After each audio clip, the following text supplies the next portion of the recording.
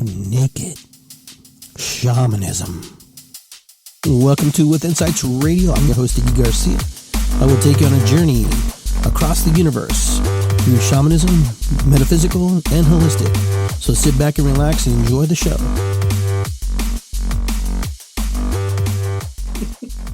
All right. Well, I want to welcome everybody to the show. I'm Iggy Garcia. I'm your host here on WithinsightsRadio.com. We broadcast here at least twice a month as best we can when we're not having issues, whatever, with our computers or our servers. So, like we start our shows, we want to honor the ancestors. Want to light a candle. Just give thanks to those who come before us, who trailblaze the path for us to be where we are today. Some good, some not so good, but yet they trailed it. I like that. Yeah. I like that much better than the cleanup picture or cleanup batter. Shh.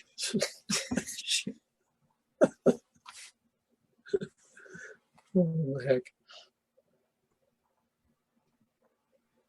And I just light a little sage here, a little combination sage that I've put together. Since this is a very important part of my journey, and part of my medicine, the work I do. I give thanks to Great Spirit, Creator, and those who have come before me. Oh, welcome to the show, gentlemen. How are you? Hey, we're good. Thank you. Thanks for having us on. Yeah. So I'm glad that you are feeling better. I'm glad that things have gotten. We try to get you on the top of the month, but hey, we get what we get. I'm still here waiting for the cicadas to pop out of the ground. Yeah. Oh, right. You don't have them yet, really? No, I mean, there's some places where they popped up, but I'm waiting for like that 1.5 million cicadas per 15 acres of land. Well, you maybe you're too far inland. We just got a video from Annelle's sister she's in Virginia, right? Mm-hmm. Okay. And man, she took a picture of their deck and outside, and they're just everywhere. Really? And the That's noise. crazy. Oh my half. Yeah, I mean, some places here in Columbus, near Columbus, outside of Columbus, there's some cicadas, but I remember when there was a whole bunch of them, and I'm just waiting for them. I've been doing a little documentary about the cicada. I call it the cicada run. Yeah. Where I'm looking for cicadas, but there's no particular timetable. I just, when I find them. That's video number 5. It's not like I have this whole series being promoted, but it's kind of funny because we're talking, and what we're gearing on to talk about is about herbal gardening. Mm-hmm. And the aspects of that and what that means. So we did touch about a little bit about the cicadas, how they survive and how they eat and how they live 17 years in the ground and have a whole different existence and a whole different, just a whole different life. And then all of a sudden, by means of which, I don't know, Mother Nature has a way of pushing them up, kind of like us, pushes us and makes us uncomfortable and pushes us up. And then all of a sudden we're like, whoa, here we are. We're inside this little Skeletor suit that we have to get out of, and then we latch to a tree, and then some of us get eaten and some of us fall and some of us don't make it. But that's why we're playing the numbers game. Well, there's a tidbit, little trivia that I think has always been interesting to me. You think about why so many, and of course the obvious reasons are given, while there's so many that are eaten, and it's just a numbers game. But really what's most interesting to me is the plant aspect. We seldom think of our neighbors, the plants, and what's in it for them. Sure. Forests on the eastern seaboard all the way to past the Mississippi River, all the way up to the Great Plains, some of them are not the best soil. They're not great soil makers. You get over into Illinois and parts of Ohio and Kansas and places in Missouri and places like that. Some of those places down in the river bottoms are great. They have some of the best soil in the world. Illinois soil started out 20 feet deep, and now it's about 13. But so the cicada come out there's a type that comes out in 4 years. There's another one that's 7 to 14, and then there's the 17 year. Right. That's perfectly timed to replace the nitrogen used by the trees and the plant life in those poor soils. So if we were to, for whatever reason, stop them from doing this, the forests would simply die. Wow. All of them. That's crazy. So that is crazy to think. Why so many? Why has creation decided that this little animal needs so many to reproduce efficiently? It's because they're not just doing this to reproduce efficiently. They're doing this to sustain and support the future. Right. Which is something we ought to be doing anytime we think of the soil. Good point. Excellent point. I'm smart. Yeah, you're smart. You got nitrogen, and then you have the cicada casings, which is like, I'm sure there's some type of carbohydrate in it. Carbohydrates in there. It actually breaks down into sugars, which and also proteins. So you have carbohydrate and protein, perfect combination in your compost heap every single time to create nitrogen. I just want to eat some, but by fermentation. So that is what happens. It's a replacement strategy that is very scientific and very periodic and ancient, and it's been around a heck of a long time. And I bet you there was probably more than a trillion back in the day when they didn't use pesticides, and they didn't. The habitat was more dense, and everything's kind of sparse. It was the now. habitat. Yeah, we've used up a lot of the habitat by putting houses, parking lots, and roads, and it's surface area, and that's not sustainable. No, not really. But who said humans were sustainable? I've heard it said that we're not from here, so why should we care? Well, we act like that sometimes, don't we? We do. That's exactly how we act, whether we believe in it or not. Yeah, I mean, we act like we don't give two rats, about it. Yep. Kind of have that mentality. Not necessarily you or me, but there's a lot of people that just don't care. I don't care. There's a lot of people who are just making ends meet, and that's all they have time to care about. Yeah. This is true. This is true.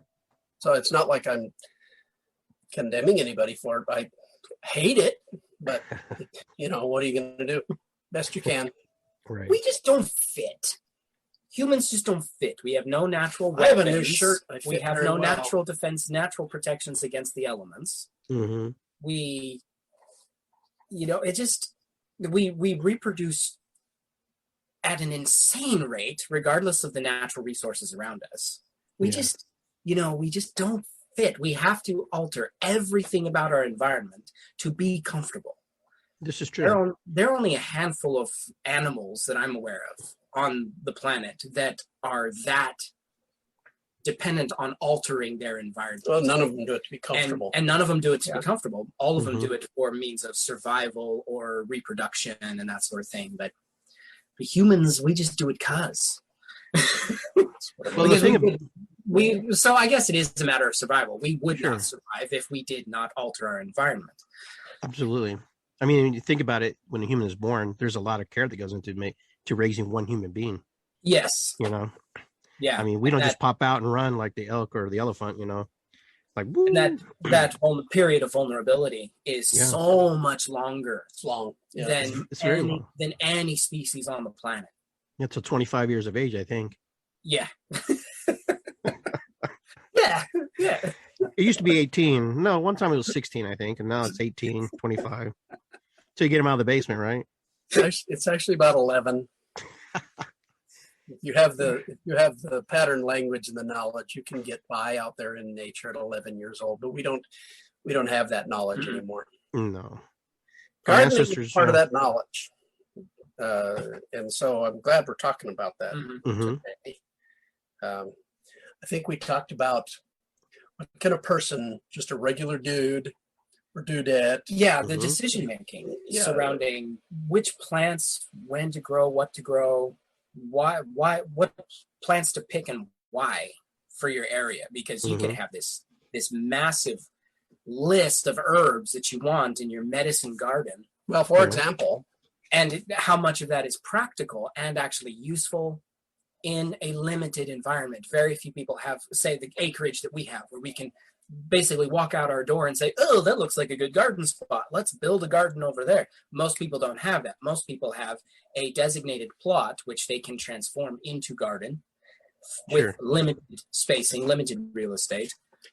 or they have pots on their deck. I mean, I shouldn't on the laugh. windowsills. That's literally what they have. So how do you choose Mhm. between the millions and millions of medicinal plants on this planet? Mhm. How do you choose which ones to focus on in a practical, useful way that's not just taking up space and looking pretty? I give an example.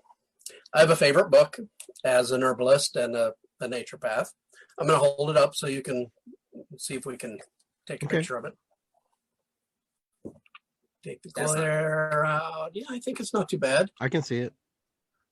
If you hold it wrong, it gets all glary. Mm-hmm. The herbal A medicine. lot of people have Makers probably Handbook. seen this book. This is not one that gardeners generally buy. This is actually the Herbal Medicine Maker's Handbook. I love this book. It's about gardening.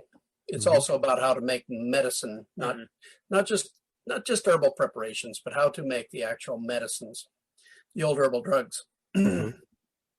The back of the book, it gives an example or recommendations for the different parts of the country of what you ought to have in a basic medicine garden, what this author thinks should be in anybody's medicine garden. And the list of herbs is, anywhere from a little over 200 herbs for the West Coast and, just under 200 herbs for the East Coast. And the Midwest he doesn't have a recommendation for the Midwest. I guess all bets are off. But most of us, look at it. If you're just now thinking about putting in some herbs with that kind of a recommendation, you're stuck. Which ones do I plant? Mm-hmm. What do I grow? Yeah. Right. So what's the decision making first? And we're lucky. I feel like we're fortunate that we have a process that has kind of become our obsession. It's taken over just about every aspect of our lives. Everything that we do, we run through this decision making process, and it works exactly the same way for deciding what to grow in the garden. And what we do is we medicine wheel it. So why don't you go ahead and medicine wheel the herb garden for our family, or just for one person in our family, say, for example, me. Yeah, this is actually a really good example because some of the health conditions, health concerns that Cloudpiler has to deal with on a regular basis are actually very similar to conditions that my brother and I are dealing with. And Fennel. And all of us in this house. So when addressing what herbs we really wanted to focus on, out of habit, we turn to the critical decision-making processes that we've learned through our Nemenha spirituality, our spiritual religious practices, but we're permaculturists, so nothing ever stays just inside its own dimension.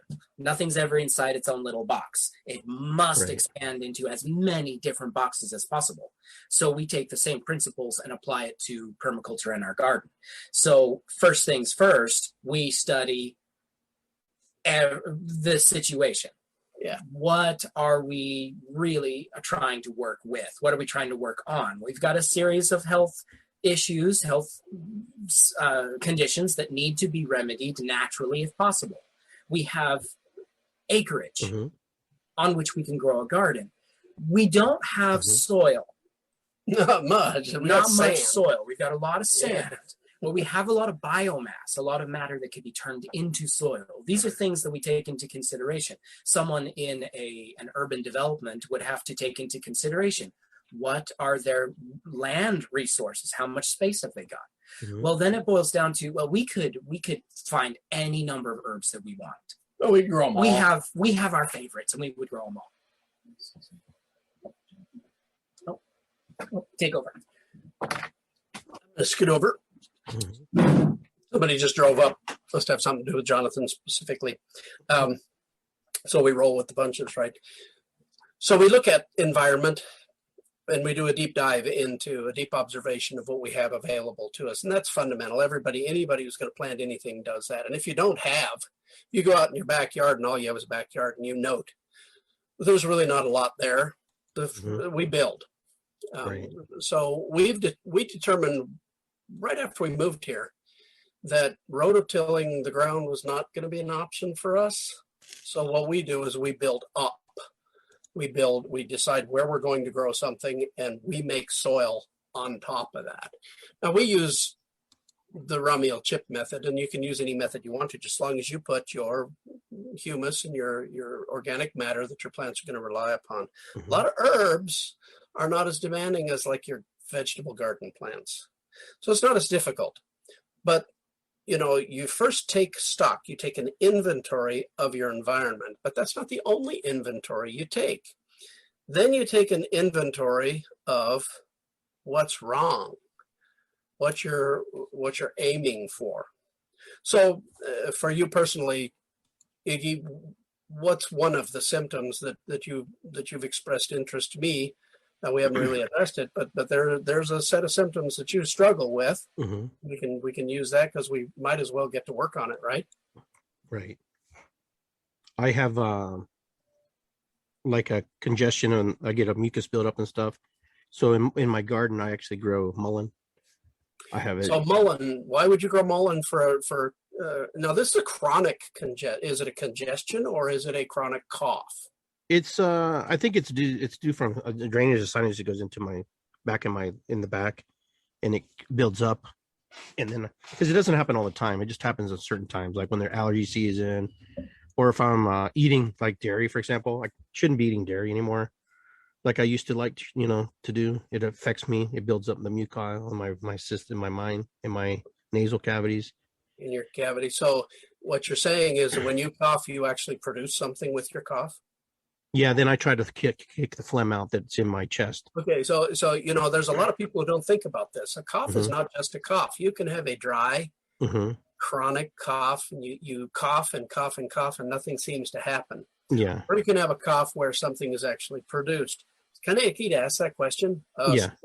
And ma'am, while we're talking about your cough, do you ever actually cough something up into your hand? Have you ever seen what you're actually coughing? Is it green? Is it white? Is it yellow? Whatever. Yeah, that's gross. So why would you want to do it?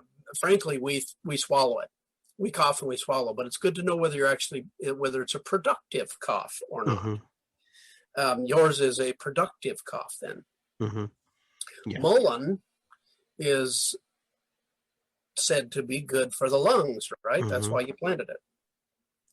Why do you suppose it's said to be good for the lungs? Because I learned it somewhere along the way. Yeah, it is actually. It has tiny, tiny hairs that irritate the throat. And what that does is the body rushes fluids in the form of inflammation to that little bit of irritated tissue, and that flows out, creates a more watery phlegm so that you can cough it up and get it out of your body. Your body knows what to do with mullein, but we don't do that. Yeah. We swallow it. Yeah. And so I also use Vicks Vapor Rub too. So that helps, when I have a... So now that's thymol. Yeah. Well, it's menthol. But what does menthol do? Why would you... Because there are plants that produce that. Yeah. And I put that right here. Like my mom used to do that for me all when I was a kid. And that makes sense. It's Yeah. like putting the roast in a certain size pot. We do that because we were taught to do it. But understand their mechanisms of action. Thymol is a plant, thymol or menthol, are plant oil derivatives that are volatile that go into your mucous membranes of your nose and your sinus and mildly irritate the sinuses, which causes the body to rush fluid to the area. The fluid drains, that comes out, makes everything watery so that it'll go down your throat and not stay all thick and dry up in here. Okay, so mechanism of action is and then the cough, what it does, it breaks down the mucus that I'm coughing up. Like it suppresses it or breaks it down. And waters it up. Yeah, you told me to do that with a handkerchief one time. Believe you told me to use that when I was coughing. But what I found that's really, really helped, and I kind of found out by accident, was actually burning white sage. Why do you suppose white sage would have it's probably done similar stuff we've been talking about, but it's been the most productive because it's when I burn it, it's just I do a lot better. Well, what you're actually antibacterial, antiviral, all that good stuff. You're irrigating your brain. No, you're not irrigating your brain. You're moistening. You're adding water, and that helps. Okay, so mechanisms of action are really, really important to look at when we're talking about the symptoms. Mm-hmm. So there's something that you would plant. You would choose at least 3, as you have, Mm-hmm. different plants to make sure you have them in your garden. So you have chosen mullein, White sage. which I really wouldn't. Mullein makes an inflammation for a different reason. Those tiny little hairs actually stick in your tissue. Okay. And they'll stay there until your body breaks them down. You really want to use something that just waters up your mucus and makes it fluid. Okay. Those little hairs of mullein can actually end up, after they've helped you, they can actually end up causing more cough because you got to get rid of them. And my body kind of tells me when to use it or not to use it. Yeah. My Mullein is listed as a lung herb because it's always been used in smoke. Okay. And that's conflation. That's a mechanism of action that is conflated from previous use. And that's not really how we want to go about this, although it's really good in smoke combinations like your sage, for example. Why do you suppose if it's not all that good for the lungs, why would it necessarily be listed as a lung herb? I mean, every herbal calls it a lung herb. Yeah. Well, it's because it helps your smoking mixture stay lit. Okay. It's it burns. Fuel. It burns differently than the. Yeah. It burns cleanly, and it helps your mixture stay lit, and it has a little bit of effect in the respiratory system. But you're making decisions based upon a deeper understanding of what you need than most people go into. In our family, for example, we have. Well, my medical history proves that I have an underactive immune system. Anything comes down the road, I catch it. Somebody my grandchildren get a sniffly nose and I've got pneumonia. Yeah. So if that's the case, then a person would definitely be taking a look at flu season. So in Ohio, flu season is still fall and spring. Yeah. All through spring. You can't really grow much in the winter, can you? Not necessarily, and things don't necessarily grow as well inside either. No, they don't. For one thing, you can't grow enough of them. Yeah, and herbs are really delicate. They need a lot of potent sun. Well, they need sunshine. Yeah. Yeah. You need sunshine, poor soil, and generally you got to grow a big mound of them. Yeah. And if you grow them in a pot in the house, you get one sniffly nose for a week and you're done. You have no more medicine for the rest of the season. This is true. So that's why we plant things outside. By the way, for you, I would definitely plant some horehound. I do have horehound. Do you use it though? Well, I planted it last year because it was small. Now it's gotten really big. It's it'll get really big, and you'll have lots of it. And so the thing is, I don't know. I've never used it before, so I'm not sure if I use the root or if I use the leaf or all of it. Use the leaf as a tea.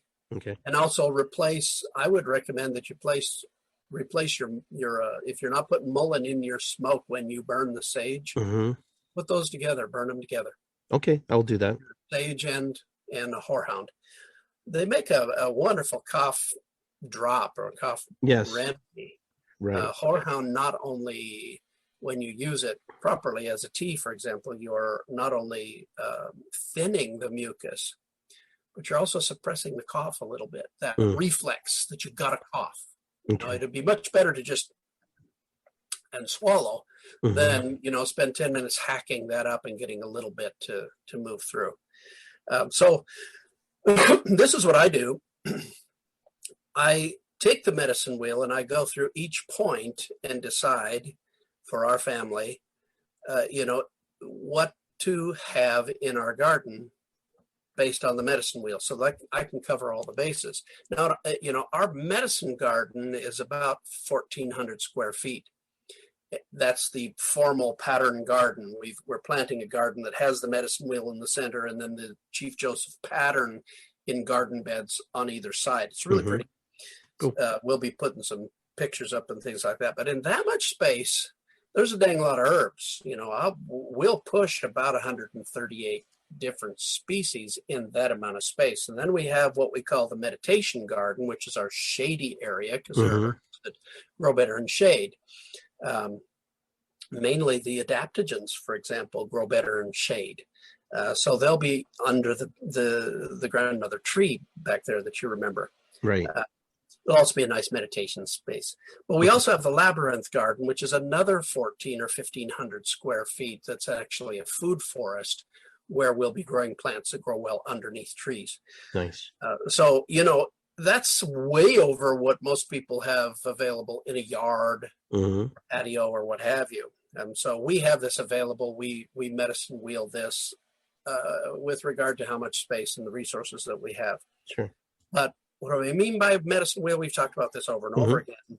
Our bodies are divided, just like everything in the universe is divided on the medicine wheel, into issues. And so what I do for folks when they ask me the question is I ask them to get this book, first of all, that I showed. Okay. Because mainly there's a lot of different ways to prepare the herbs. This fellow teaches you how to prepare the herbs, and he talks about how to grow them, how to not only prepare them, but preserve them so you have them in the wintertime when they're not growing. Sure. And he talks about, you know, what to grow in your garden. So have the book, because he's got an excellent listing for Americans in that book, both the West Coast and the East Coast. I like that because most of the more useful herbals are written in England. And if they're written in the United States, they're for England because that's where they get all the information. Okay. I don't appreciate that very much. But then what I do is I look at the medicine wheel. And of course, in our medicine wheel, we begin in the West, which is, as you recall, the liver, kidney, gallbladder, that group of organs. And I take a look at what might be going on with the liver, kidney, and gallbladder. Now, in your case, you have a lung complaint and other complaints, I'm sure, because you're like me. You're of an age, and these things start happening. So the issue here is that we've already talked about the lung, which is over opposite the medicine wheel, and we very often have to balance the medicine wheels. We're heavily weighted now with the lung. So I would take a look, and he has the lists of herbs, and you look at the ones that specifically would handle your condition. I would think that your horehound, and well, I made a little list. Well, like my garden in the back, which is a half moon garden. Yeah, I remember. Permaculture one. Back there, I have a horehound. I have let's see how good you're doing. All kinds of mints. I have all kinds of, catnip back there. I also have wormwood back there as well. There's just... I'm going to recommend that you add a couple of things specifically for your lungs that will produce a goodly amount of medicine that you can preserve for the winter simply by following the instructions in the maker book on how to make them, and you can have them on hand. See, here's the issue. You have a chronic condition of the lung. Is it worse in the bad weather months? Now I don't even know. You just live with it. It's just like you don't even know. Most of us, when we're talking lung, mouth, throat, nose, sinuses. Yeah, it's by digestive issues too. I've had digestive issues too in the past where I have my intestines would twist because they couldn't push the food, like certain foods. So what is the? Yeah, we're gonna get there. Like a diver type. I'm gonna suggest something. Very often when we're dealing with the medicine wheel and our bodies and herbs, what happens on directly across the medicine wheel, if something happens in the East Point, the respiratory system is the East Point, for example, we handle that, and we're going to plant some herbs for that. We're going to make medicine for that, but we do not neglect the fact that very often the answer is across the wheel, directly across the wheel. In the case of the lungs, for example, in a chronic situation like this, why on earth would you have to be? Well, let me back up and let's take a look at this. What's the purpose of the cough? Just the mechanism of the cough. Why has our body evolved? To discharge something that doesn't need to be there. To discharge, to expel. It's the same mechanism as the other hole in your body. Right. The ones goes up the pooper. Yeah. What's interesting is that they are embryologically the same tissue. They're part of the integument system. So did I lose you? No, okay. I think we kind of did we did that internet dance. That yeah, That that dance. little, Yeah. that little You dance. do stop moving, but I can still hear you. Yeah. They're much the same tissue. They're related. So you get all the way back into the the early evolution of the fetus Mm-hmm. during the gestation period. We're talking about the same thing.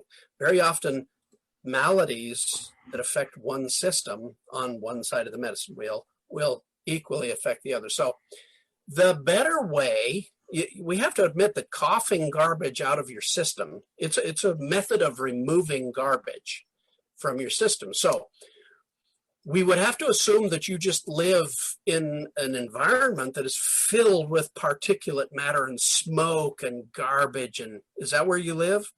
Yeah. I mean, I live in a city, Not enough. and No, it I could mean, be it could be it could be my home too.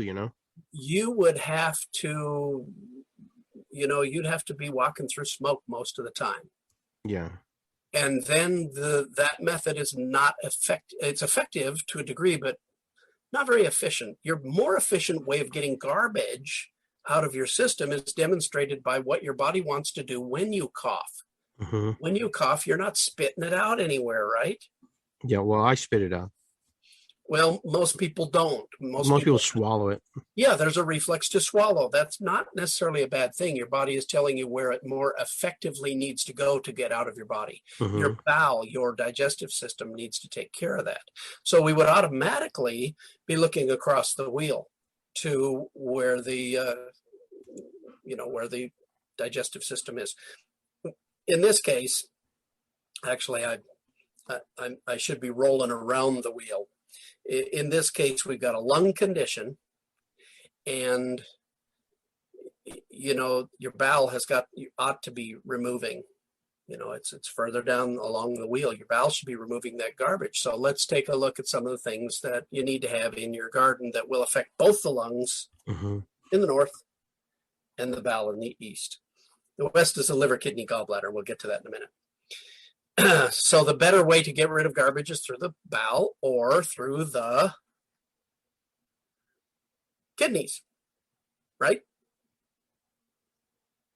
And I think I did lose you. Did you go away? I don't hear you.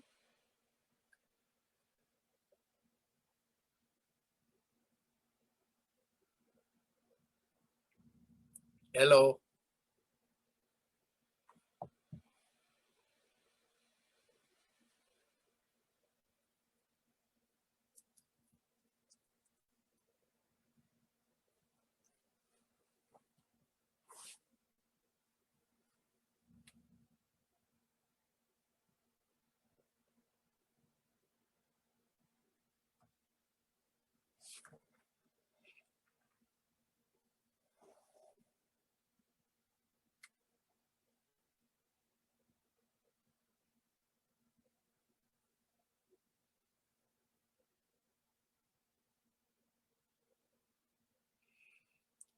And we lost Iggy, and I don't know how to get him back. So I'll wait. Or I can go on. I'm going to recommend Angelica, Fennel, and Marshmallow root, which all have an effect on the lungs and the bowel at the same time. Should be a huge help.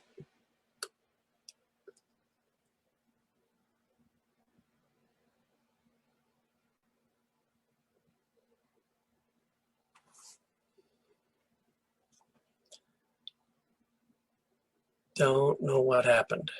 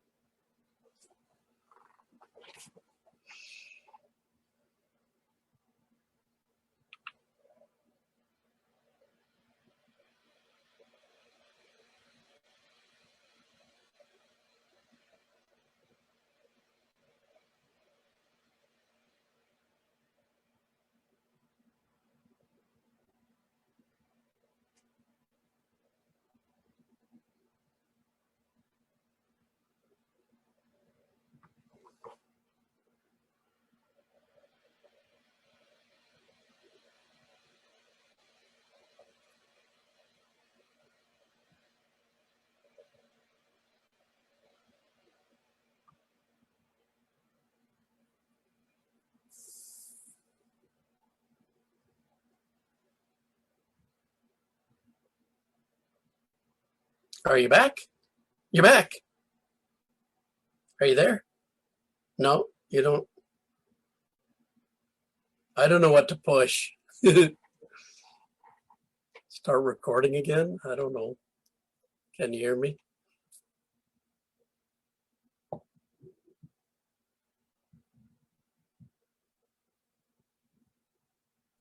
And can you hear me now? I can hear you now. Oh, good. Okay. And there's the video. What happened? My computer was like, someone took over, and it was just like, I'm like, Russians? I don't know. Aliens? Okay, so whorehounds? I don't know. whorehounds. I got way off the track. I'm talking to you, somebody who already knows how to use the medicine wheel. So as I was in the pause thinking about how to better explain let's go over just a little bit. Our medicine wheel begins in the West.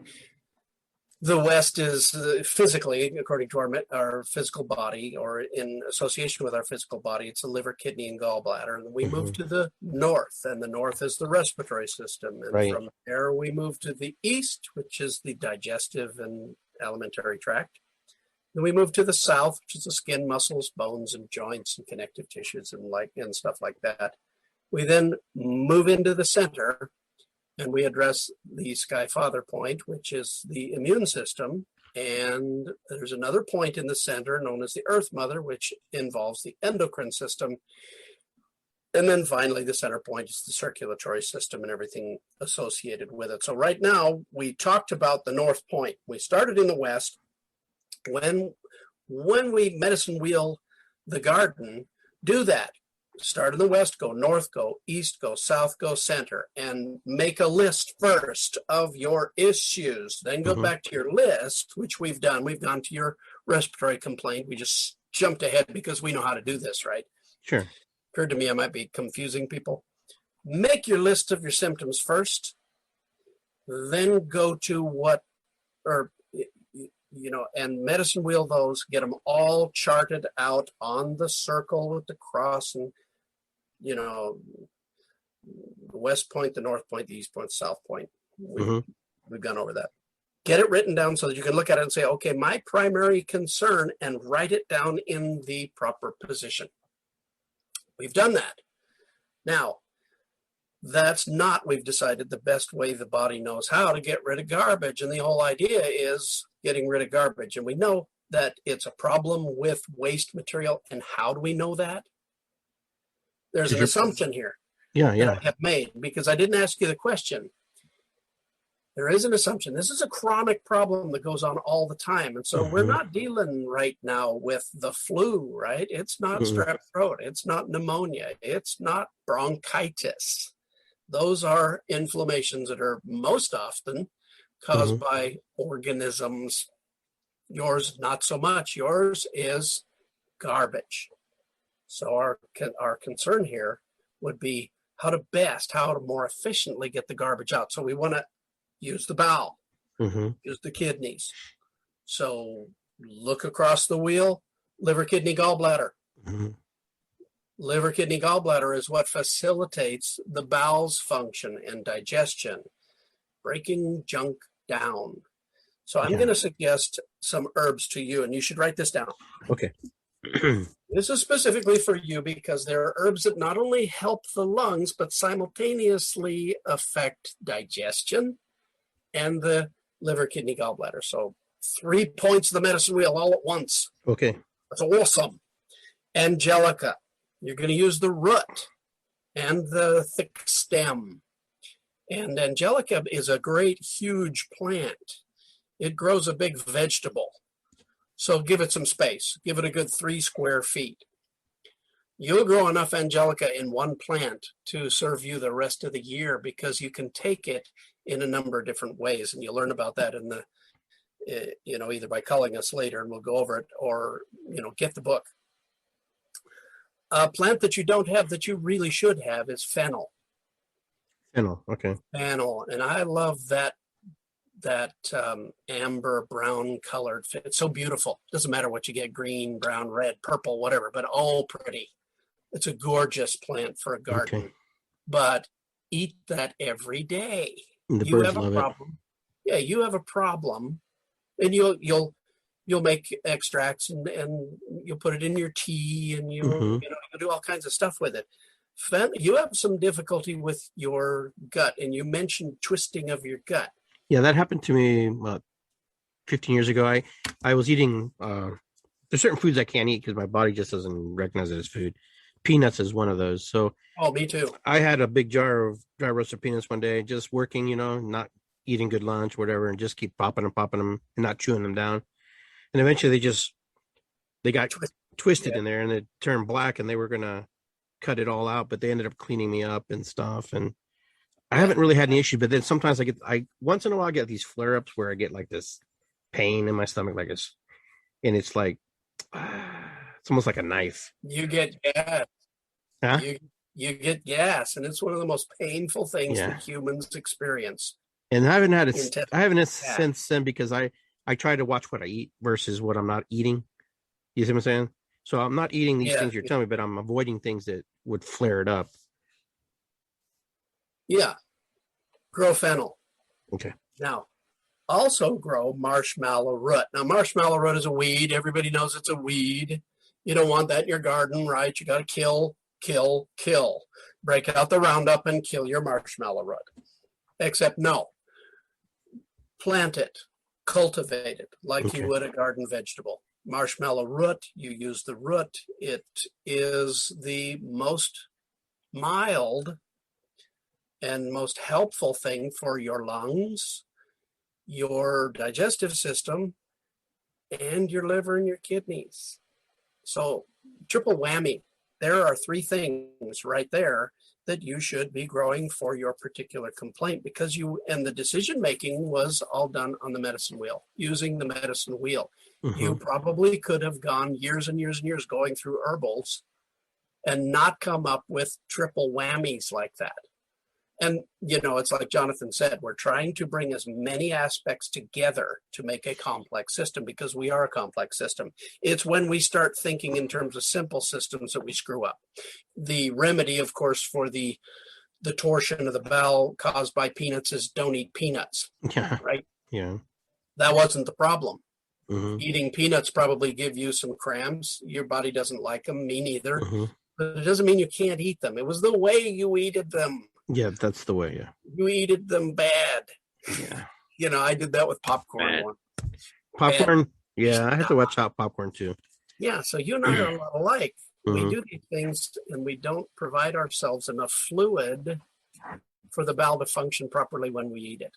Now, that's a dead giveaway because you have a lung complaint. Yeah. Your lungs are constantly trying to get fluid into the bowel. Yeah. A better way to do that is, he's nodding. A better way to get fluid in your bowel than swallowing your phlegm is. Are you asking me? Oh, yeah. Drink water. Drink water. Well, that's what I've been doing too. I've when I uptake my H2O, Helps, it goes up. it? Then I don't have nearly as much issues. It's when I go without, and this is just common sense. You learn really quick about your body. It just it flares up really quick, and it flares up quick. It can be frustrating when something goes on and on and on, and there's so many people throwing answers at you, and you try everything, and you just want it to stop. Yeah. So that's there's some really good things. I have this on a little piece of paper and I've written it down from the Herbal Medicine Maker's Handbook. 3 things that I personally need in my medicine garden, because I have exactly the same problem that you are, you're describing. You and I are a lot the same that way. Okay, so. And your body's trying to excrete too. Your body's trying to excrete uric acid too, and puts it, shoots it up in get the garbage out. I mean, we produce a lot of garbage. I mean, we use what we use in food, and the rest is waste and needs to become soil. The whole idea is to get that soil out of your body and in the soil so you can grow more soil. But we carry it around with us, and that's a bad thing. Yeah. Okay, so what I've done is I've done this medicine wheel. We go all the way around the medicine wheel first, and we end up with a list. Here's the east, or let's do this properly. Where's my West Point blew off the table? Really? It's got it because it's not here. Oh my God. blown into the On the wind. floor. So we got a fan going underneath us because it's warm in this room. Yeah. Okay, so what I do, I write it down on slips of paper, and then I stick them on the medicine wheel in their points, north, south, east, west, and 3 points in the center. So doing this, I have 3 herbs from the west point for the west point. I have 3 for the north point. I have 3 for the east point. We've talked about it. And we have Sky Father, center, south. It's EM. What point is EM? Dude, I don't know. West. I think it's west. Why would I write EM for the west point? No, New Earth point. Mother. He's saying it was, Earth Mother. That's yeah. Earth Mother. Yeah. that's Don't Earth ask Mother. me questions. EM is Earth Mother, right? Hard questions. So what I've got here, I had to look at what he had on his list. brain fart. What we end up with just by doing the simple medicine wheel exercise is 21 herbs or more that you should have specific about you in that little crescent garden in your backyard. 21 different herbs. You're going to run out of space. And I also have a medicine wheel garden up next, Yeah, apart that's from right. So that. you have tons of space, and you don't have 21 different specific herbs in there, do you? 21, I can't say no. You don't? No. No, you don't. For me, No, I know I don't. lacking the west point, which I have no idea where it went. For the north point, I've got to have. Of course, our medicine wheel is going to have them all because we make medicines out of everything. But my north point is going to have colt's foot, thyme, and mint. We talked about some of those things and why you need them and I need them. Both of us need them. My east point is going to have angelica and fennel and marshmallow root and a number of other things. But those 3 are a good place to start. And the reason I chose them is the medicine wheel. It makes it easy. I don't have to go to some Mr. Google Pants on the internet and find out what he and Ma Google think of what I should be putting in my mouth. In the South Point, I'm gonna have comfrey, calendula, and plantain. I have some skin problems. I have injuries that affect my muscles and recovery from pain. Comfrey, calendula, plantain. These are 3 things that are specific for my particular concern in the skin, muscles, bones, and joints part of the garden. Sure. Now, you don't have to plant them necessarily in this order. You have a medicine wheel garden already, so it makes good sense. But just have the thing in your garden. So from the south, we're heading up into the center. Sky Father, everybody, and I'm just going to draw the line here, everybody should have Chinese skullcap. You should be writing this down because this is not just for me. This is everybody. Grow it if you can. If you can't grow it, buy it. Yeah. But you can grow it. It's a weed. It grows everywhere. Okay, your garden will do fine. Okay. Chinese skullcap, you start it in seeds inside. They're very delicate. Once they have 3 or 4 leaves on the plant, you take them out and plant them as plugs. Don't really necessarily try and plant them in the soil because you won't be able to tell what's what. You won't be able to tell them from the other weeds. Yeah, I gotcha. Echinacea. You got to have lots of echinacea. And I have that. It takes up a lot of space. So, I mean, how many? I have them partitioned so they don't grow out crazy. So I just keep them in a big bundle. I kind of control them a little bit. You need a border of echinacea. You need 8 inches wide for the roots. They're going to grow out like this, and you need 20 feet. Oh, they'll take your whole year. They'll take the whole thing. I know that for a fact. And they should. Yeah. Yeah. I mean, you can mow your lawn. They're not going to have a problem out there, but you got to have lots. Some of these you need quite a lot of room in order to get enough. Yeah. Because you're going to use the roots and the leaves on that, and you need enough. And you need to be able to put up enough for the winter. They work really well dried. Some of these plants do not. The other one you've got to have, and everybody can have this in their garden, and it's yarrow. Yarrow is a good old-fashioned. You don't have to have lots and lots of that. That's just good, straightforward fever and runny nose and cough medicine. And that's a plant you have to kind of be careful with because there's another one that looks like yarrow, but it's not. And it's very poisonous. No. Yeah. No. In some you told me that. You told me that. Yeah, but he's talking about cows in the Alpines. yeah, we're talking about the mountains of Utah. Yeah. In Ohio, not so much. Because I remember we were talking about that when we were doing the permaculture here. And Jonathan's like, hey, this is Yarrow. And you're like, no, that's not Yarrow. Don't eat that. You will die and have excruciating pains in your stomach. It was Yarrow. Go buy some Yarrow. Okay. Buy the plant. You know what you're planting. Yeah. Put it in there. Get it growing. Get it growing. This is one of the old standby cough medicine, sore throat medicine, fever medicine, clean out your gut medicine, help your digestion medicine. It's just really one of the best ones. So those three things for the immune system are easy for everybody to grow. And with the current situation, with a novel coronavirus, everybody should have this. Because if you have those three things, you're going to be short-circuiting a couple of the life cycle issues of COVID. You're not really curing anything, but if you stop a couple of the life cycle issues or elements of an organism, you can interfere. The word is interfere. We do this with chickens out in the garden. We do an instant garden thing. We have a chicken tractor, and it's a little 3x4 pan that is connected to another 3x4 pan, and we move that along like a tractor. Every couple of weeks we move it, and what that is it's disturbing the cycle of weeds and insects.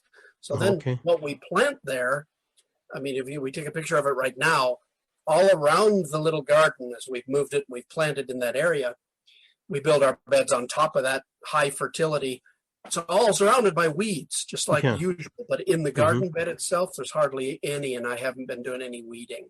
So the same thing applies. Interfere with the reproductive system or the life cycle of an organism, and you do the same thing as we're doing with our chicken gardens. Okay. That really does apply. It may not sound like it applies, but it really does have application. Dude, we are Nemenhav. That which applies to the micro very often applies to the macro and vice versa. I found it. Today, we're going to go back to the West Point because I found... Oh, looky here. For me, it's Calendula, Mugwort, Yarrow. I'm concentrating on the liver, the gallbladder. What'd you call it? Calendula? Calendula. That's pot marigold, not the other marigold. The pot marigold. It's the big yellow flower. Mugwort, which I think you already have. Yeah, I have mugwort. Mugwort and wormwood are very, very similar. Yeah. But I do have like specific like mugwort and wormwood. Yeah, they're almost the same plant. And of course, Yarrow is one of those crossovers. Okay, we've gone to Earth Mother now. Earth Mother is adaptogenic. Everybody needs a little bit of adaptogenic because we are humans. And we have stressful lives. So I think everybody who has a little bit of shadiness. Now, in your case, you're planting. That didn't come out right, but. Everybody has some shade in their yard, okay? You're just a little shady, buddy. Who's a little unscrupulous. No, this is going to be good for you because you're planting things like fennel. And you're planting angelica. These grow up, they produce shade. But you also have some little short trees in your yard, if I remember correctly, that produce some dappled shade. Yeah, I do. I don't live where I used to live anymore. Oh, you don't? I moved from Henderson. Yeah, I'm someplace else now. Oh, okay. Well, forget. I don't know if you're. No, you've been here. You've been here. Yeah, yeah. So there are some small trees. They cast some shade. Some of these plants require a little bit of shade, not necessarily deep shade, but some shade, or you'll just roast them. And that's ginseng, black cohosh, and chicory.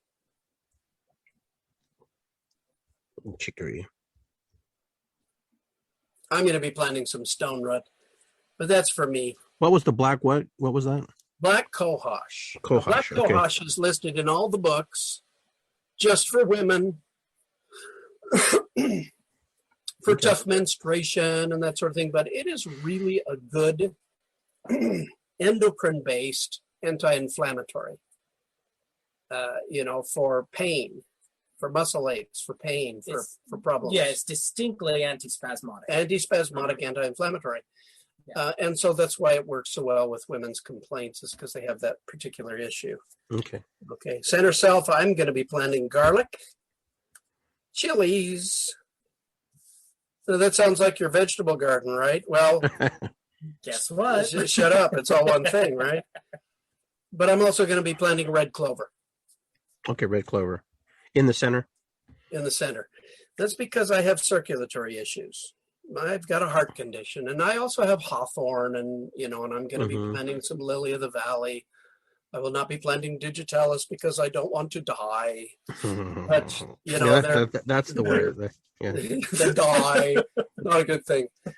So there you've got 21 herbs. You've got a dandy little. I've developed a dandy little herb garden for my particular complaints on some slips of paper that now you can take what you've decided. You've made your little map, and you can go to the books, and you can learn specifically about what they do, how to grow them, how to harvest them, when to harvest them, how to preserve them, how to make medicine out of them. Because here's the thing.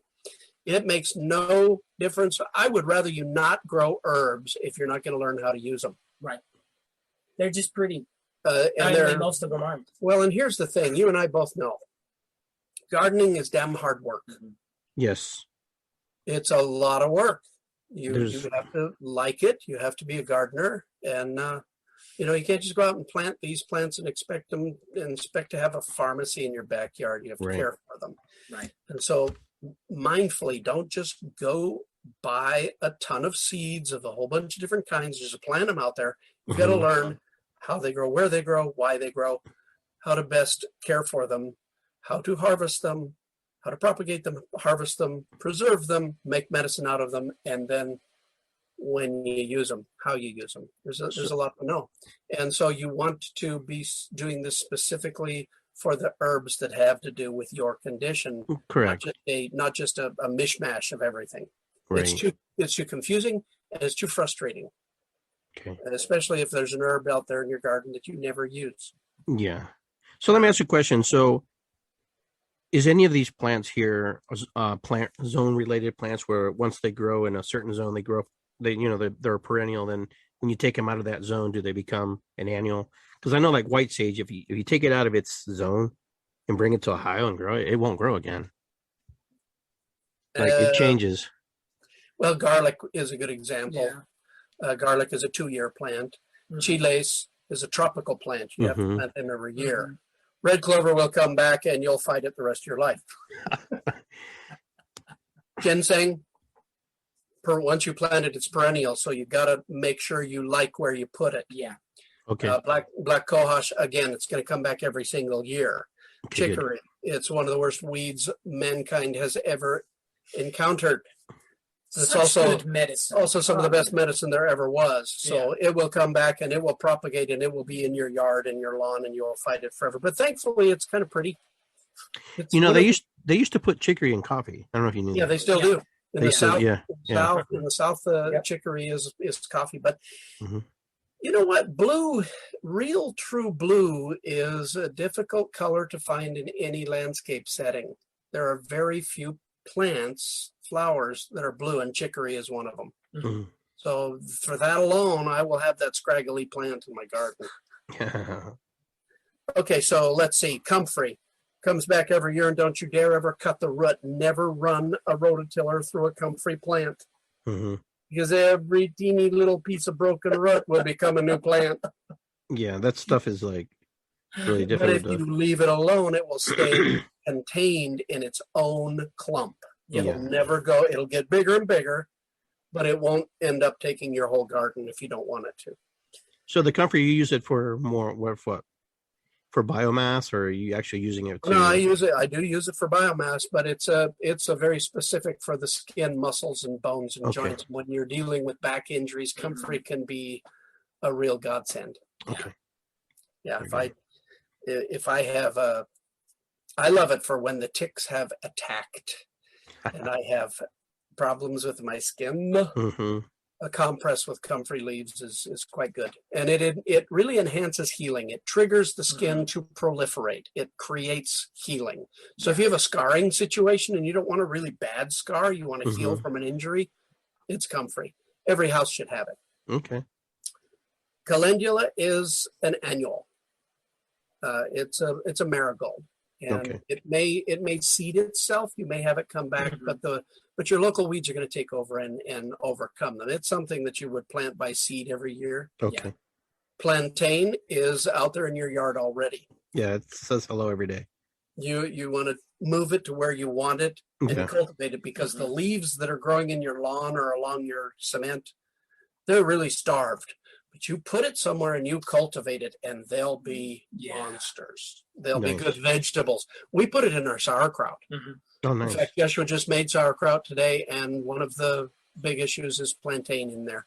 Yeah, when I came back from Peru in 16? Yeah, in 16, I got bit by a bunch of mosquitoes or bugs, or you've been to South America, the bugs there. Yeah, but I didn't realize it until I got onto the plane. And my legs started to itch, and I was like, "Oh my god!" And I had these bites, and so I took the plantain, chewed it up, and just like poison ivy. Yeah, and I just put it on there, and it took a few days, but it started to go away. But I tell you, that was horrible. Since I mentioned poison ivy, we need to make clear that plantain does not denature the oil, the toxic oil. Not. Right. Plantain is you hit the table. I did. Plantain is a mucilaginous saponifier. It's soap, and it helps you remove the oil before it goes into your skin. So the same sort of thing can be happening with certain insect bites with plantain. The enzyme in your saliva and substances in the plantain can be drawing the poison out of the bite, which is way cool, right? Yeah. It's got to be in every garden.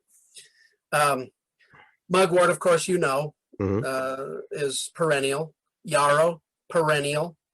So, we're going through a lot of them here that are perennial, and that is way cool. Skullcap, perennial. Echinacea, perennial. Coltsfoot, perennial. Thyme, perennial. Mint, perennial. Angelica, depending on the winter. Yeah. If winter's too hard for Angelica, it'll beat it back, and you'll have to replant. Yeah, it'll kill the root. But if it's not a real below zero type of winter in your area, it's kind of mild. It'll probably come back every year because it grows back from the root. Okay. Fennel, you're going to have to plant every year. It's a vegetable. Yeah, and besides that, at the end of the year and you have fennel, you take it out of your garden, you clean it up, and you put it in a recipe and eat it for dinner. Exactly.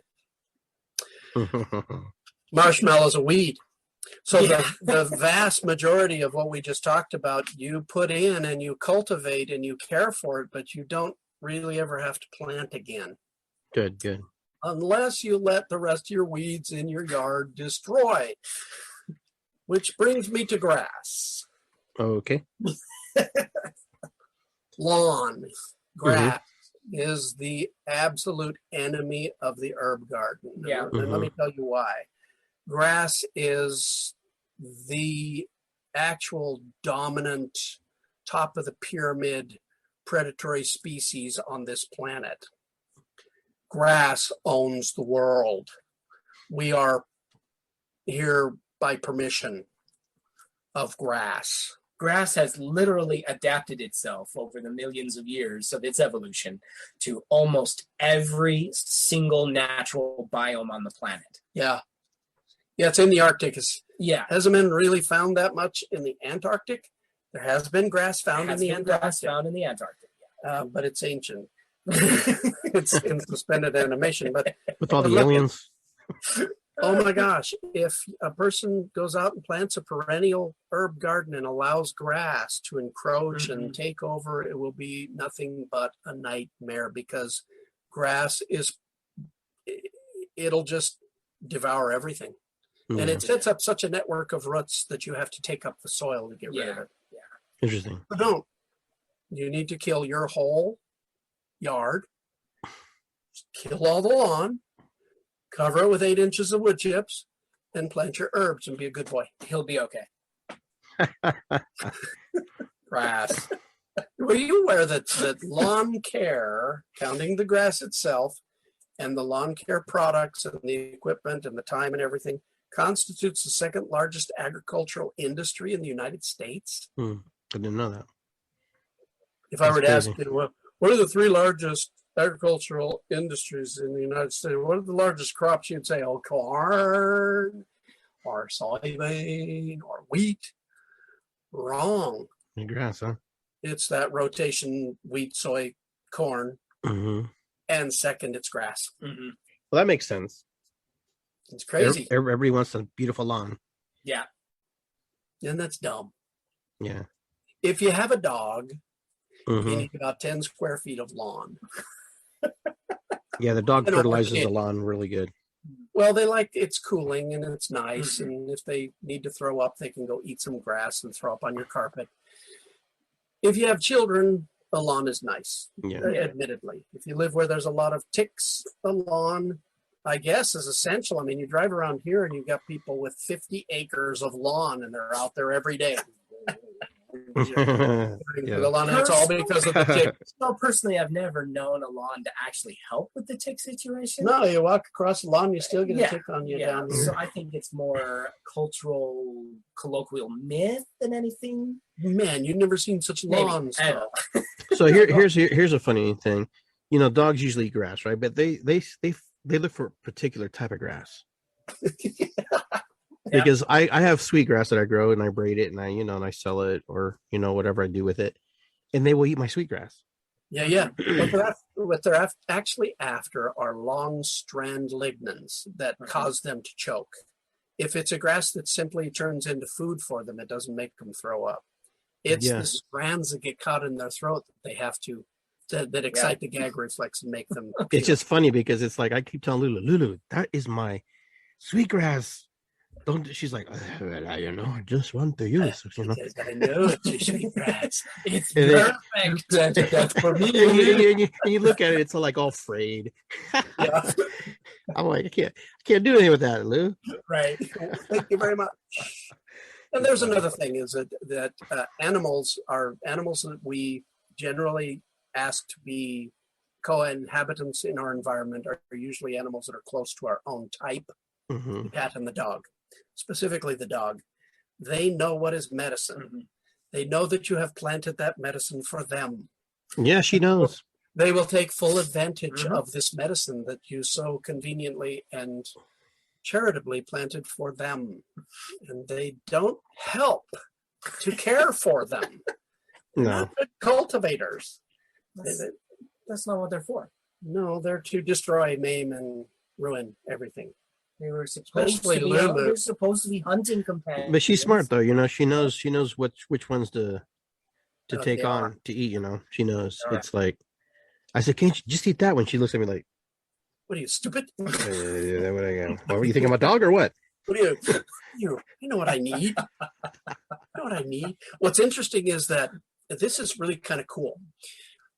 I don't know how much time you've spent in the big physic gardens or medicinal gardens that are around. Have you walked through and sat for an afternoon in a medicine garden ever? And someone else's medicine garden? I mean, one of the big ones, the botanical gardens that are specifically. It's been a while. Did you not notice that there were plants that you really wanted to be close to? And Yes. not necessarily because of the smell or their environment. Yeah. It's crazy. You feel. Yes, you do. I do believe, because when I went to the conservatory before, different regions also called to me too. Like the tropics, you would think it would call to me because I'm from South America, but not so much. It was more of the desert, the cacti, the grass, and it was really interesting. Like I was really called to those. Really called to me. That's how a dog or a cat knows what to eat. Yeah, interesting.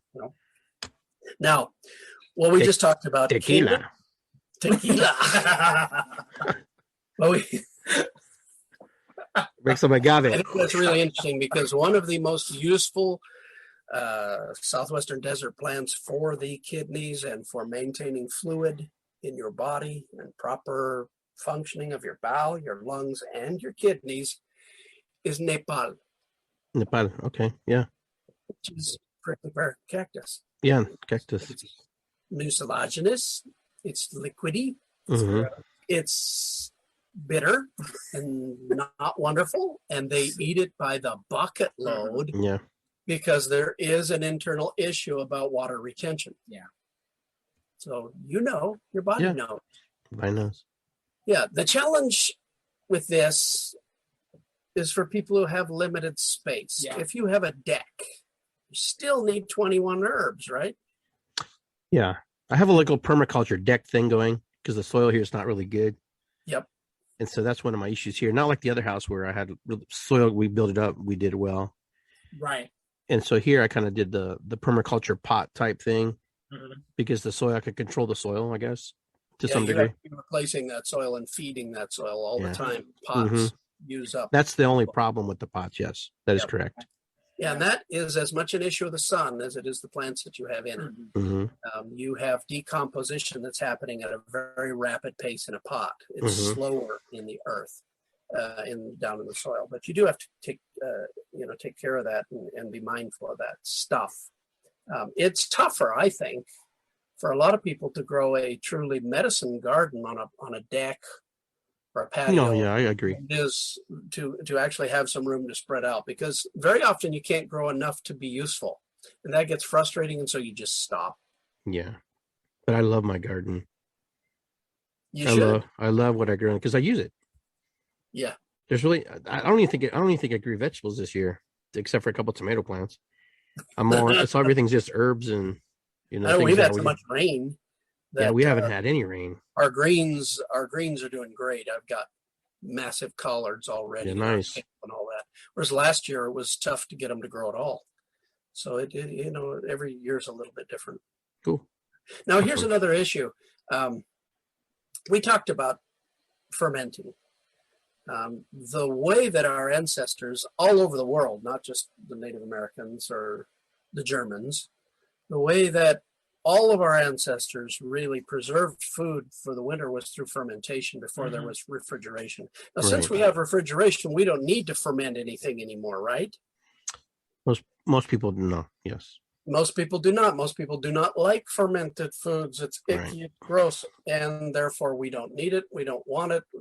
Come not near me. But then we wonder where our gluten intolerance. That's right. We evolved right alongside fermentation. Interesting. We actually need the fermented foods. And I'm not just talking about beer. Or pickles, right?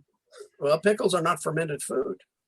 Pickles are just, they're pickled in vinegar. Yeah, but they're not fermented in the vinegar. If you fermented the pickles in the vinegar, they would be too mushy. You wouldn't like them. You'd throw them away. My grandkids love pickles. They'll eat a whole jar in a day. Yeah, I like pickles too, but I'm talking about ferments. So you're talking like cabbages of some sorts and like kimchi or sauerkraut. That sort of thing. What's interesting is about all these little papers is that every single one of these plants that you're growing for medicine should be going in your ferment. We talked about that. A little bit in every time. The sauerkraut that Joshua just made, I think he said that it has collards, it has kale, and that's your foundation plants. It has Japanese knotweed, which you probably have a lot of, by the way, that you can't really buy seeds for. Japanese knotweed. I have to look that up. Knotweed. You should grow that too for the immune system. Knotweed and skullcap together are the bomb. But he's got knotweed in there. He's got, what else did he put in there? Yellow dock. No, those are two weeds. The curly dock? The curly dock, yellow dock. Curly dock has the yellow rut. It's got plantain. It's got spearmint. And it's got lemon balm. And it has shiso. Oh, wow. You just like... That's our sauerkraut this time. Well, that's pretty cool. What's going to happen is I'm excited to find out what it tastes like. Oh my gosh! When it's done. When you make a sauerkraut, it's usually stinky. This smells wonderful, and it tastes wonderful. It's just an absolute. You should see your face because it's priceless right now. I mean, it is wonderful. I take an egg, and I'll cook it in with some stir-fry vegetables. What I do is I take frozen vegetables and I put them in the pot, and I just thaw them and make them warm because I like them raw. I don't cook them till they're mushy. When they've thawed and they're warming up, I'll poach my egg in those vegetables. I'll crack the egg in the vegetables. Yeah. Garlic and salt and chilies. And then I'll put that on a piece of toast and I'll put a big whole honking handful of sauerkraut next to it. And I'm in heaven. Awesome. Absolute heaven. Now, what that does for you is it is medicine by eating your medicine for your lungs, for your bowel, for your kidneys, for your skin. All these things happen at once. And it's not like you're taking a drug or a remedy or this preparation or that preparation. It's because you have incorporated this into your pattern language of living. Right. That's true medicine. That's why you should grow a medicine garden, so that you can make it part of your pattern language. It's not so that you can, be following the advice of somebody in your social media group who got it off of Mr. Google Pants. Yeah. I swear to you, if you were to take, you should, when we're done here, do this. Okay. Take the herb, let's see. Well, elderberry. Elderberry's a tree. It's a big bush. Most people can't grow that on their deck, but you should plant them in your backyard since you have one to plant. Elderberry, you should. Everybody should. But take elderberry and go into Mr. Google Pants and search elderberry toxin. Yeah. Is elderberry toxic? Guess what you will get tons of? Yes. Yes. Elderberry is toxic. Don't It eat has elderberry. cyanide in it. Never eat the herb. Never eat the berry. Never ever eat the root. Never use elderberry because you will die. Now go I've out. heard that. I've heard that before. Well, yeah, it's like now go out and punch in elderberry edible. There's a difference, huh? And the answer is just as often, yes. Punch in elderberry medicinal character or medicinal qualities. And you will get yes. This is how Google Pants works. Mr. Google Pants is smart. He knows that he's really just to sell you stuff. I So got you. he will tell you exactly what you are searching for. Yeah. So let me ask you a question. There's a plant that looks like elderberry. I don't forget what it was called, but there's always a question if it is elderberry. It kind of grows in your yard. It's really big and purple. I've heard some people confuse currants with elderberry. Yeah, especially when they're smaller plants. Currants have thorns. No, elderberry is elderberry. There are different kinds of elderberry. Okay. Yeah. It's still elderberry. You've got your red, you've got your eastern, you've got your western, you've got your African, you've got your Asian. You've got some that are hybrids that are just because they're good yard plants. Yeah. But elderberry is elderberry. There's Cool. there's not plants that are mimickers. You wouldn't be looking for them anyway because everybody knows elderberry is poisonous and you shouldn't have it in your yard anyway. Okay. Yeah, maybe that's what it is. Idiotic. I'm trying to think. I can't. I get it sometimes in my yard. They're these big purple plants. They just pop out of nowhere. Yeah, they're just kind of random. They're purple. Plants themselves are purple. And it looks like elderberry. It looks kind of like, the little elderberry things. And people get confused and they say, oh, that's poisonous. Don't eat that because that's. You should send us a picture because I don't know what plants you're. Yeah, I'll look that. I don't have any in my yard right now. If we have them. I wonder if we have them. I'd be curious. Yeah. Yeah, I'll have to send a picture, yeah, because you might go, yeah, don't eat that. You don't know what it is. And you might go, I don't know what it is. Or we'll say, yum. Put it in your sauerkraut. Yeah. The word about elderberries. The berries themselves are not as anywhere near as useful for medicine as the young tender branches with the leaves. And people don't realize this. So when you buy a product off the shelf that has elderberry, it's good for virus, it's antiviral. It's not.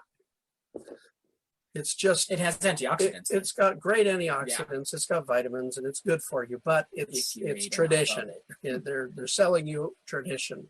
Sambucas. Yeah, sambucas is the most useful part of sambucas is the young, tender sprigs with the leaves. Mm-hmm.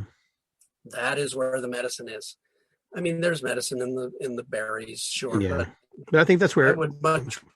Yeah. All right, cool.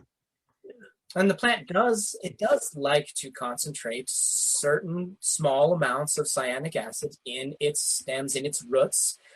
But before anybody gets all crazy about it, Yeah, before you start getting messages. it's not cyanide. No. It is a cyanic acid that is Mhm. very easily denatured Body on the de- stove yeah. top or in fermentation. Right. It's not It's very it's- easily It denatured. doesn't break down to cyanide. Your body doesn't break it down to cyanide. There's been one case essentially of poisoning, and that's because of an allergy. Okay. So, give me a break. People die from allergies. It's like curly Not- curly lots doc's the of same way, time. right? Oh yeah, it can upset your It'll stomach. upset your stomach. But I mean, eat too many apples off the tree. Yeah. You shouldn't Or eat just- apples because if you study apples, you're going to find that the seed of the apple contains cyanic acid. Mhm. Yeah. So therefore, you should not eat apples. Don't eat the It's seeds, right? poison. No, I mean, I've eaten the whole apple all my life. I've eaten the seeds too, Yeah, come on. and nothing. I'm still here. A tree grew in my stomach, but hey,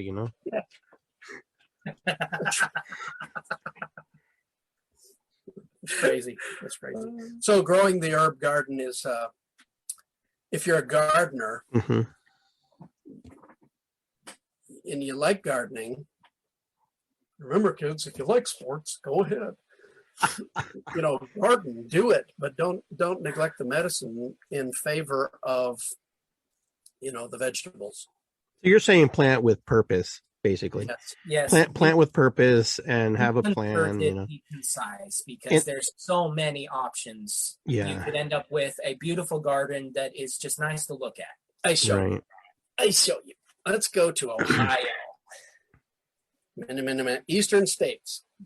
They can't see it. I'm going to throw it up. They can't see it. You should read it. I'm going to throw it up. See how little that font is? Yeah, it's real small.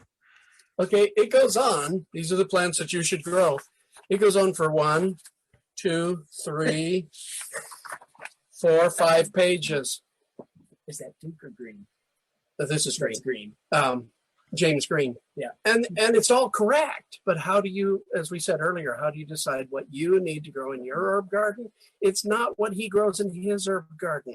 It's not what Dr. Duke grows in his herb garden. It's not what your botanical garden is going to grow in their physic garden. It's not even what we grow. Well, we'll have everything. We'll have everything. We'll have everything that we can grow in this climate in our garden. We're even creating microclimates that are climate zone higher than the rest of the yard, so that we can grow things like figs and pomegranates and things like that. Yeah. Ooh. Don't do that. Don't mimic somebody else's garden. Grow Yep. what you have decided Mhm. by critical thinking, critical decision making. What you've decided is the garden for you. And that's my admonition to everybody who wants to grow herbs.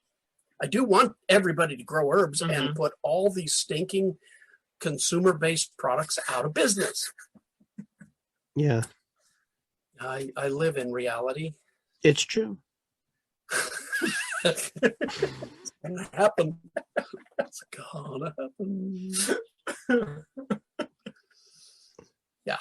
No, but I've learned a lot today. Just me being the case study here about what's going on with my body. Is that what you guys And were me. doing? Yeah, between the two of us, we have a lot the same problem, so why not? Well, that's always cool. Yeah. We So do that it's in a we're class. maybe that's what our connection is. That we have similar situations in our body. That's our floras connect somehow.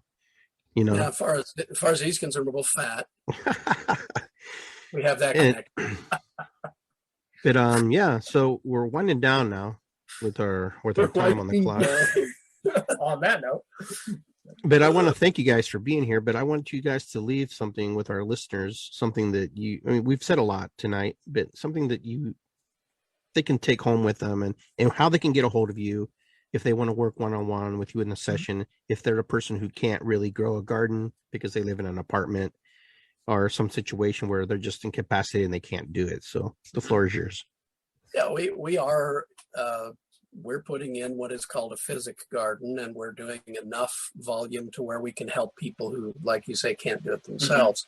We are not going into commercial production of anything, but we don't need to.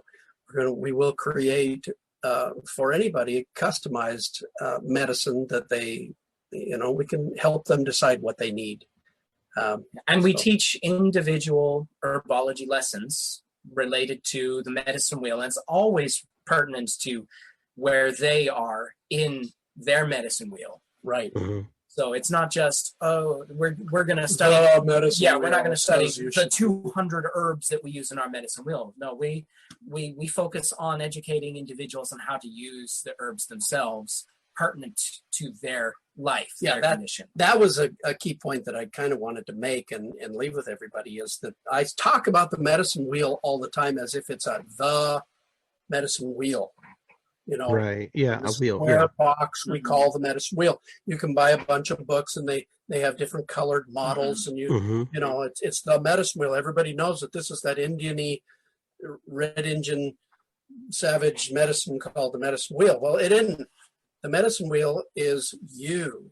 It's a method of decision making that covers all the bases. That's why it was used. Yeah. Awesome. By just about all the tribes had some version of the hoop or the medicine wheel. We apply that to healing, and just as we apply it to everything else in life, it is critical decision making, not taught anymore, not taught anywhere anymore. So that's one of the things that we teach, and that's one of the reasons we're planting the physic garden, is to be able to take either the person or a video camera out into the garden, and it's going to be very helpful not only to make medicine, but to help teach about it. But we medicine wheel the person's individual needs. We teach people how to do this for themselves, and we teach practitioners how to do this for their clients. And our classes, our contact information, it's all online on nemenha.org or by private message on Facebook. That's how we roll these days. Yep. Okay. Very good. And if you ever get a hold of my telephone number, which only the most elite and elect and select individuals are allowed to have. But should you know very well that it's a really dumb, cheap phone, and coverage is terrible. Yeah. No, we do this by Zoom.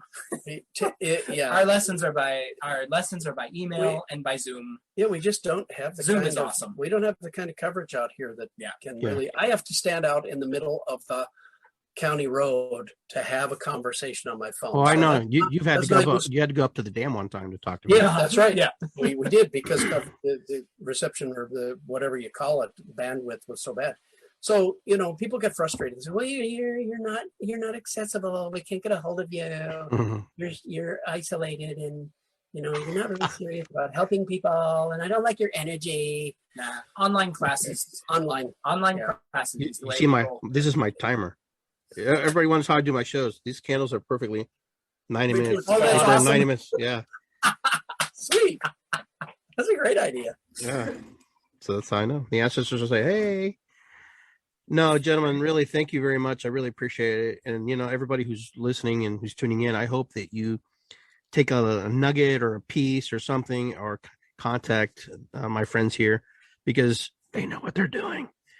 And, so they don't, when it comes to your health and their health, and they're really, really, they're top notch. I highly recommend them. And so I hope that you were able to get something from the show tonight. I'm going to try to have them on once a month, sharing their thoughts, picking their brain, because this is a historical document now, forever. Yeah, that's right. It's recorded. Yep. So, we did it now. So either way, I want to thank Jonathan. I want to thank Cloudpiler for being with me tonight. And, we're going to call it a wrap. So I'm going to say, it's good to be here. And I will see everybody next time here on Iggy Garcia Live on the With Insights Radio Network. Way cool. All right, guys. Good night. Thank you.